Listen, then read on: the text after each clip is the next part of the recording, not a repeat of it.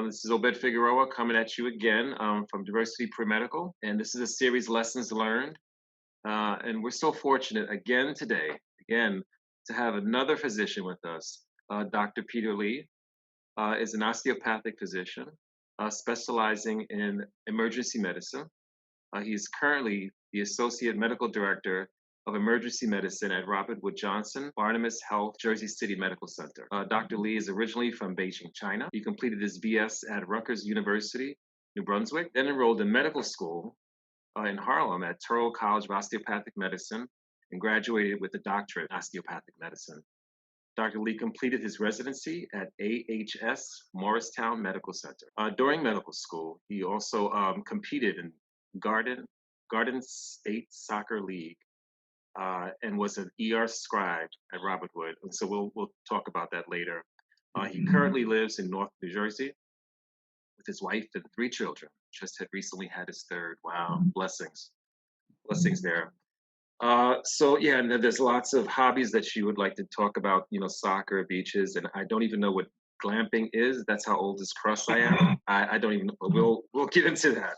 So pleasure. Thank you so much for joining. Thank you for having me, Obed. Thank you. So, my intention with all the others and going forward is really just for us to speak to the pre-meds. And I know you've done this work before as well, and I'm sure you're still doing it, as a way of empowering them, right? Like just providing them with some insight. You've walked their walk. Now you're in the profession, and they're looking to learn from you. And that's really what it's about. This is not something that costs. This is just free to them.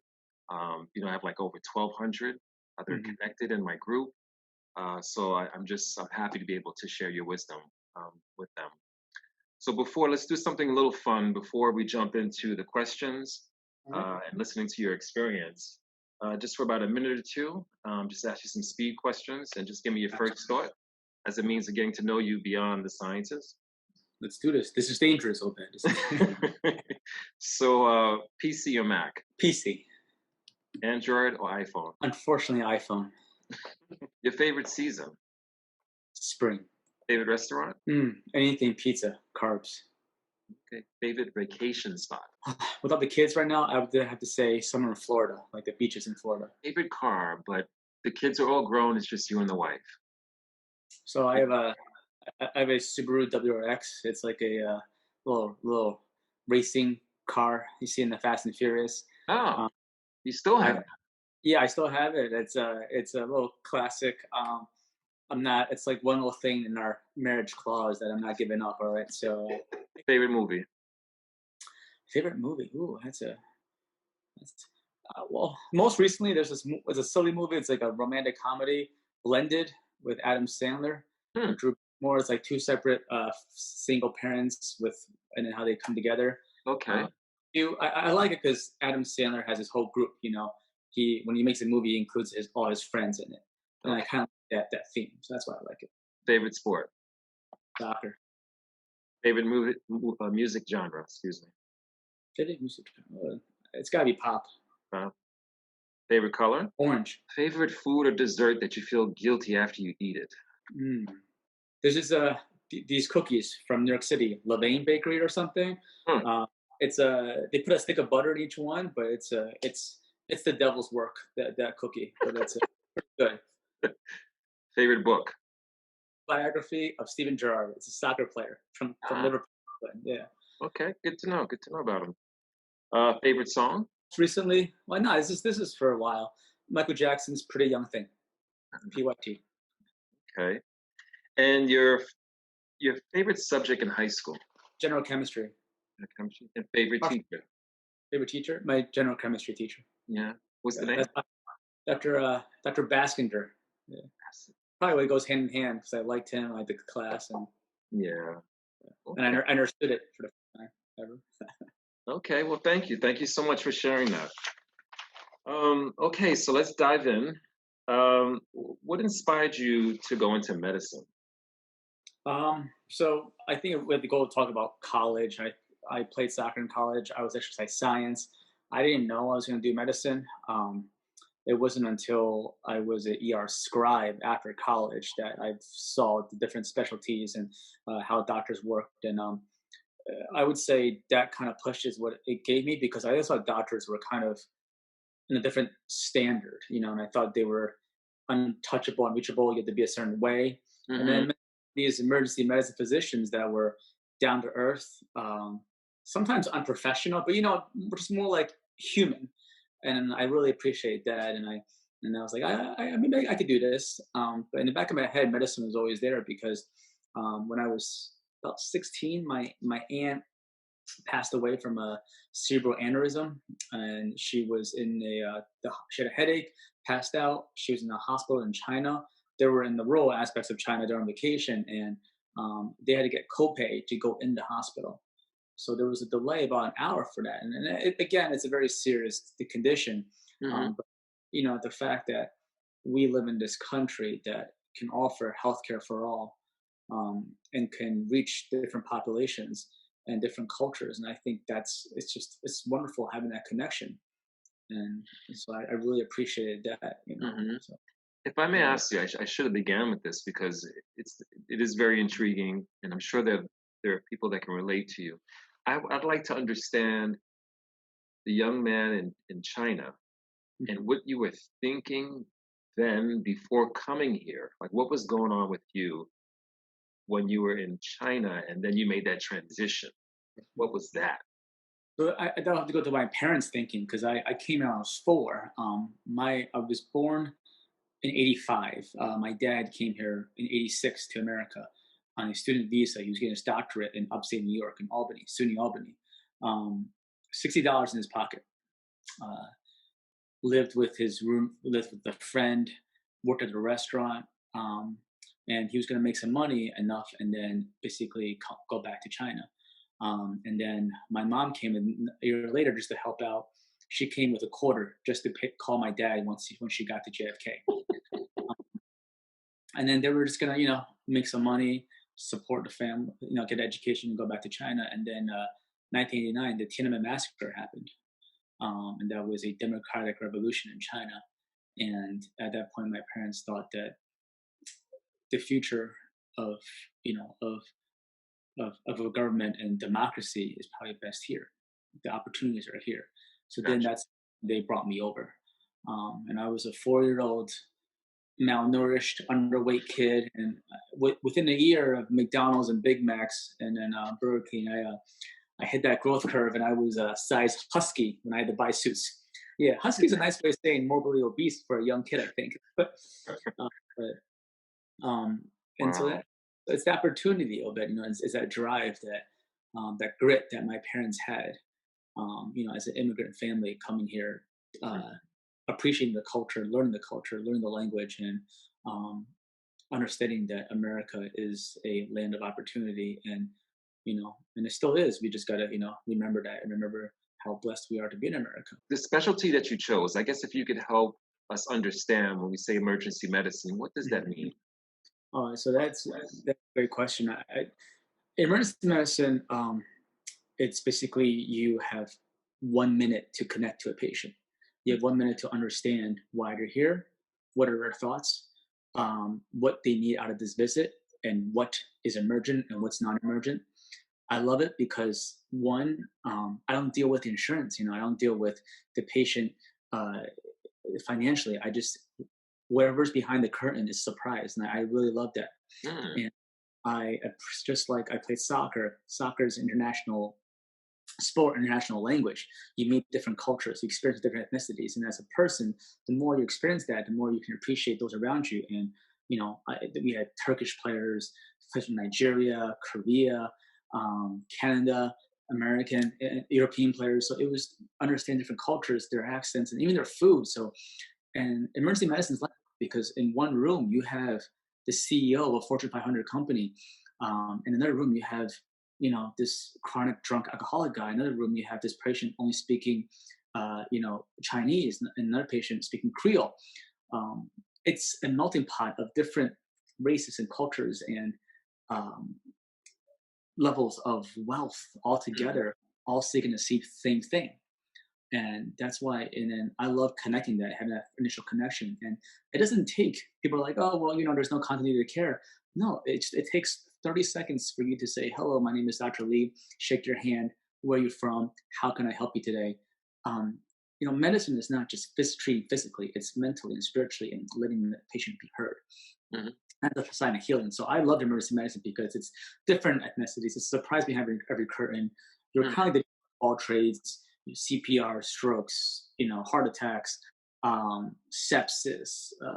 One room is a family saying their last goodbyes. Another room there's a family just found out they're pregnant and they've been trying for a couple of months and or years at that. So and that's why I appreciate Mhm. emergency medicine. And so you mentioned your original perception of physicians, right? Like, so many, I'm sure, can relate to that. They must have been a brainiac in school, a perfect A student. I mean, oh my God, how did they become a doctor? And now you are, right? So I'd like people to understand, if this indeed applies to you, when you were going through your education, undergrad and grad, did you have struggles? And if you did, how did you, work it out, get the support, or make the change so you could be successful? Um, yeah, so I mean, yeah, I think I thought you had to be a straight A student. You had to be involved in research, and that stuff is important. But I think there's a quote that says, don't ask what the world needs, ask what makes you come alive, because what this world needs is people who have come alive. And I think being a person that cares for your patient, understands their needs, and just listening and having just like a little bit of physical touch, holding the Hmm. hand, shoulder, stuff like that. And I think that's what is even more important. And so when I saw these doctors, and I said, well, they're relatable, they're human. Um, they make spaces, they make jokes, and I really appreciate that. And I felt more like, this is something I could appreciate doing. So it's yeah. I mean, don't get me wrong. Grades are important. You have to pass your classes, but I think what's even more important is just being a good person. Yeah, but were there subjects that really challenged you, where you struggled and you had to get help? I think in or college organic chemistry. Okay. That was really rough. I just did not understand it. General chemistry I like more. Okay. So I did have to get help. I had to at least pass the class. Besides that, this is now going to med school, just kind of taking your MCATs. Hmm. I'm a horrible standardized test taker. That's real I'm talk. Yeah, exactly. No, it's just this, there's a higher power. The fact that I am here right now. So, Yeah. but I think standardized testing was really hard for me, but you had to buckle down, you had to buckle down and learn. And there was time that, it's that hour, that time you study, you have to kind of find ways. And I found tutoring, I found test taking strategies. That's how I was going to ask you to be specific. Yeah. Hmm. Hmm. Yeah, there was different test taking strategies on kind of like what is the question asking, reading the question, stuff like that, looking at the answers first and seeing multiple choice answers and seeing which one you can rule out. Hmm. Um, so I think that kind of pattern, that memory, muscle memory of how to approach questions helped me for MCAT, but really helped me for my boards after residency. Hmm. Hmm. Yeah, these are skills. Yeah, yeah. There's skills to this, right? Yeah. Yeah. No, I appreciate you sharing that, because I'm sure that there are people that can relate to that. So let's fast forward now. Now you're in the profession. Um, has there any? Were you surprised by anything? Did you? Was it what you thought? Not so glamorous as you thought, or not as hyped as you thought. In emergency medicine, you're saying, or Hmm. Hmm. almost sort of not so glamorous part. I think it's emergency medicine has a high burnout rate. Hmm. It's exhausting when you're on the shifts. You're on your feet 9, 10, 12 hours. There's a lot of work to be done. You really get bathroom breaks, food breaks. Um, so it's mentally taxing, and a lot of times it's hard for a patient. A lot of times these patients come in because they don't have any other resources, or they can't get help elsewhere, or they need kind of a direction. So a lot of times you want to spend a lot of time longer spent with the patient, but you can't because you have 5, 6 other patients under the list, and you have another 8 or 5 with your, physician assistant or your nurse practitioner. So So how does one manage that? Like, how do you? And not to say like you got the perfect signs to manage it, but like, what's your efforts to have balance? I think that it's organization and delegation. knowing what's acute first and focus on that, and then going in that pattern. So the first patient you have to address is the one that's the most critical, and then from there, second, third, or fourth. And also, when you get to second, third, and fourth, how do you just go in the room with the patient saying, "Hey, sorry for the delay. I had to do this. I had to wait." And then also approaching that. So it's tiring, and your mouth gets dry, and you're thirsty, and but it's when you leave the hospital. I try to think, you try to think of one thing that went well and focus on that and not bring stuff home. And then when I pull up to the driveway, I try to leave everything else I there. like that. I like that you say try, right? Like, Yeah, it's not easy, but you try. hmm yeah, Yeah. no, that's real talk. Uh, so, that's a long. So, if we were to conceptualize, like, what's the day look like for you? Like, is it an 8-hour day? Is it a 12-hour day? Like, is it random? Emergency medicine is all random. So I think so. Yesterday was Tuesday, right? I worked 7 p.m. to 7 a.m. Got up this morning, took a nap, did a couple of charting, some meetings. Tomorrow I'm working 7 a.m. to 4 p.m. So there's 9 hours, 10 hours, 8 hours, 12 hours. There's day shifts, night shifts. It's all random. But then again, emergency medicine, you could work 3 days like that, and you can have like 5 days off, 6 days off. The good thing with emergency medicine is that when you're home, you're home. You're not on call, having to be called in, unless like, you're taking sick call. But it's one specialty where you can compartmentalize your life and work. So I was speaking with the dean the other day, and she had made a point that students really should try to maintain some of the things that they did that made them feel good, whether it be playing music or playing sports to a degree when they're in med school, like as a way of release, right? Right. Like, because you're fighting for balance when you're in med school. So she made that point, and I know soccer, it seems to be important to you. Could you tell me why you enjoy it and how it helped? Uh, it was my outlet. It was I could it was like four birds with one stone. I got to work out because med school you gain a little weight because you're sitting a lot, you're eating not healthy.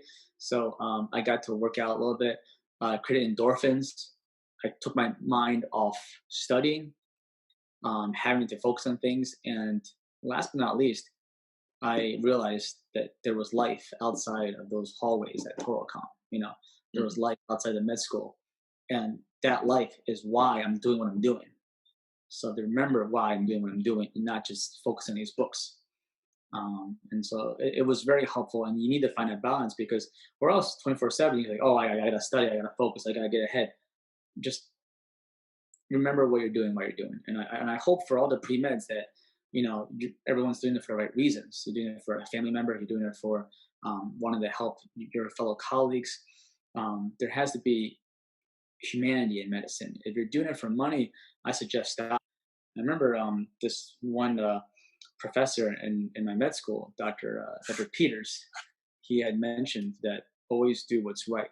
And when he first told me that, I said, "Of course, that's what we're doing." I thought that was straightforward. Sometimes it's not straightforward. Always do what's right um, in medicine. But if you are a leader and you can lead by example and show what's right and how to treat patients, your staff, your nurses, your techs, everyone will follow. Mm. And I think that's very important because as a physician, especially in the emergency medicine, everything's so close together. You're in a team and you're the captain. There's so much I want to dive into with you. Um, I'm curious, you know, faith is important to you, so I wanted to spend a moment to talk about that as well. Your family's important, obviously, but also we have you, the man, um, that comes from an ethnic background, right? And I'm wondering, have you been connecting with patients that have appreciated that of you? That's maybe you speak their language, maybe you understand their culture. How has that connecting been? And do you speak more than one language? I don't even know. Yeah, so I speak English, Mandarin, Chinese, and French.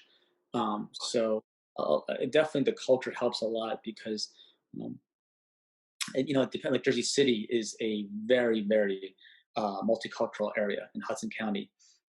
There's a lot of Chinese Americans. There's a lot of Egyptians, a lot of Muslims, and a lot of Haitian population as well. So Mandarin Chinese helps with that. Creole, French Creole is very similar. Hmm. And so I think not just connecting with the Chinese Americans, they appreciate, especially if they can't speak Chinese, that someone that speaks in Chinese. They're like, oh, thank God that we're so lucky that you can, we met today, that you're working, because that is a type of healing, to speak in their mother tongue about what's going on. But also connecting with different type of patients. I mean, we have a lot of Egyptian patients, and my favorite soccer team, the star player, is Egyptian, and that guy is like a god to Egypt, and everyone knows him. And just kind of the first 20 seconds, like, oh, you're Egyptian. Oh, the soccer player, Mohammed Salah. Like, oh yeah, we love him. And that right there, that's that connection. And so it's not just Chinese Americans, or then there's people with, like, I'm a big shoe freak. That, I used to collect Nikes and Air Force Ones, and someone comes in with a fresh pair of shoes. I say, oh, and then that's a connection right there. Michael Jackson, Billie Jean, how I do with that. So it's all, it's all that connection. So so that's, I think, yeah, the culture helps a lot. But I think my training in soccer and meeting different cultures, and kind of where I grew up and moving around, experiencing different ethnicities, that experience is valuable. And that's why in Harlem, in Toricom, that having experiences was invaluable in terms of kind of further strengthening my resolve of what I want to be, or how I want to be as a physician.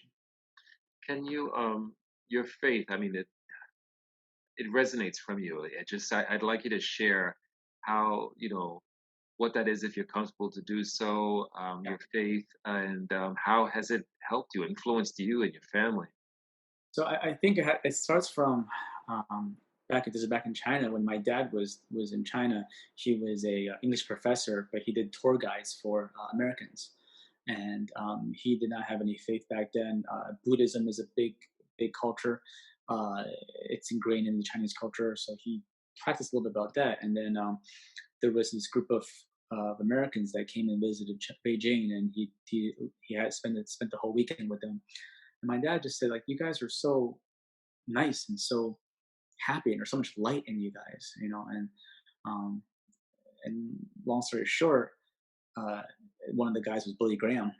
Oh, And so it's that joy. And then when my dad came to America, they hooked them up with a local church. And I think he started going, and he was like, why are these people so nice to me? They don't even know me. And that light, I guess, resonates. And that's why, I grew up as a Christian. And I think the reason what I do is, kind of serving the underserved, right? And then, and that's what resonates in me. And so I think everything I have, everything I owe, I give it up to my faith, because that's what brought me here. And there's things that I can easily worry about, easily complain about. hmm. I think because of the priority of what I try and do, that it helps alleviate a little bit. And you just had a baby. I just had a baby, yeah, my third. So I have two girls and one boy, and Wow. What's your name? Owen. Wow. Owen H. Lee. It's after a soccer player, and H is my dad's Chinese name. So, Wow. um, yeah. Nice. So, final question. If you were to talk to your younger self, would you have any advice to your younger self, being who you are now? At what age? Oh, it's a very good Yeah, question. I would say really high school. I think high high school. school is a pivotal time. I would say maybe enjoy the time a little better. But I also say that in med school. I just say, like, enjoy your wedding a little better. You always focus on other things. I mean, the wedding, I was like, oh, did I pay the DJ? High school, did I do this? Did I do that? Um, I think just enjoy your life a little bit more. Don't get focused on the small things. Okay. All those stuff. And then, but I think 10 years from now, I'll say that to my 36-year-old self, and I'll say, why were you focused on these little petty things? So. 36, youngin. Wow. Youth is wasted in the young. Yeah, but you're living with purpose. That's what's up. You're living with purpose for sure. Well, is there anything else you wanted to share with the pre-med students? I think just again, make sure that you're doing everything for the right reason, because that will lead to a fruitful career and whatever you're doing. If you decide to go to pre med, or even business or anything like being a chef. I think do it with purpose, do it for the right reasons, do it to better humanity. Especially what's going on right now. I mean, I'm sure history repeats itself, but with the pandemic, I think things are further escalated. Try and just treat everyone with kindness, and I think you'll find that it makes your life a little bit easier too. So, Yeah, I agree. All right, Dr. Peter Lee. Wow, very proud of you. Very proud of you. a little So bit. thank you so much. This ends this episode, guys. And as always, it's a pleasure. And we will see you again next week. And I Thank you also just again. to the pre-meds that you're lucky that you have someone like Obed doing this, because Thank you. this is unique and this is needed, and this is the side of medicine or pre-med that we don't talk about. We don't address. We just address the all the syllabus and what needs to be done, but we have to also remember the heart and the brains behind everything too. So I appreciate you for doing this, and Of course. oh, it's that's all. All right. Okay. Thank you. Thank you.